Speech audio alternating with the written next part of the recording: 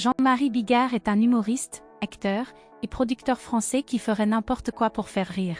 Le mari de Lola Marois a notamment été au centre de plusieurs conflits et de plusieurs scandales, mettant ainsi à mal son image. Mais comment a-t-il pu obtenir des millions et des millions?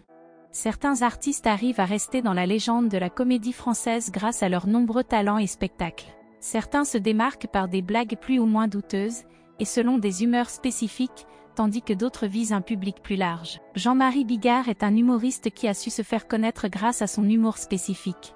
En effet, ce dernier est réputé pour avoir des blagues qui sont placées dans l'humour noir. Un humour qui ne convient pas à tout le monde, mais qui peut également plaire à d'autres. Et ce dernier est réputé pour déranger, que ce soit en bien ou en mal. Il a notamment pris position sur différents sujets, s'attirant ainsi les foudres de certaines personnes. C'est un aspect assez méconnu concernant Jean-Marie Bigard, mais ce dernier est également ruiné, selon ses dires. Mais il semblerait également qu'il ait emmagasiné des millions. Et c'est ainsi que l'on se demande comment cela a été possible. C'est un humoriste qui a connu de grandes désillusions ces derniers temps. Entre ses problèmes de santé, qui ont lourdement impacté ce dernier, et les différentes prises de position, cela l'a amené à des scénarios qu'il n'imaginait pas.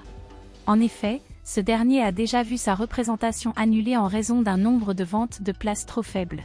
Une désillusion pour ce dernier, qui a vu son spectacle remplacé par un loto de village.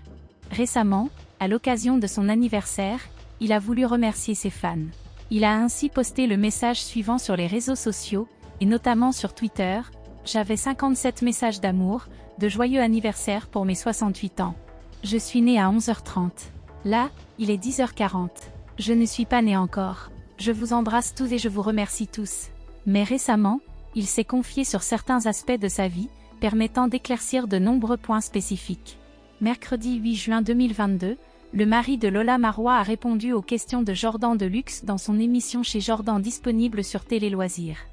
Il a notamment fait la promotion de son nouveau spectacle, qui se déroule au point-virgule dans le 7e arrondissement de Paris.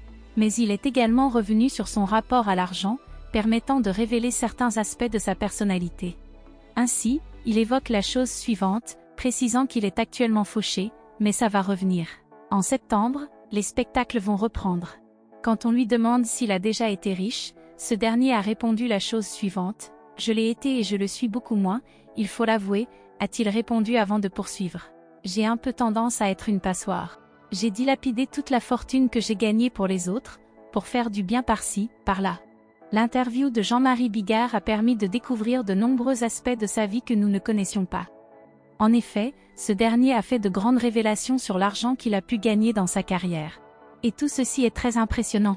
Il précise notamment la chose suivante: « J'avais un déficit énorme, c'est parce que j'ai mis 5 millions dans le Stade de France, de ma poche. » Il avait notamment dû payer le matériel de la salle de sa poche, augmentant ainsi grandement les frais et les différents coûts.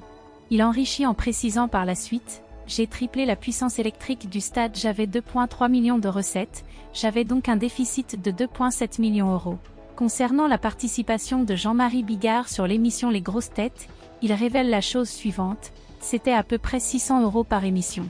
Si Y va 2 fois par semaine, ça fait 1200. Et sur 4 semaines, ça fait 4000 €. » Il précise ainsi la suite, permettant de comprendre certains aspects: « J'ai vendu 8 millions de DVD.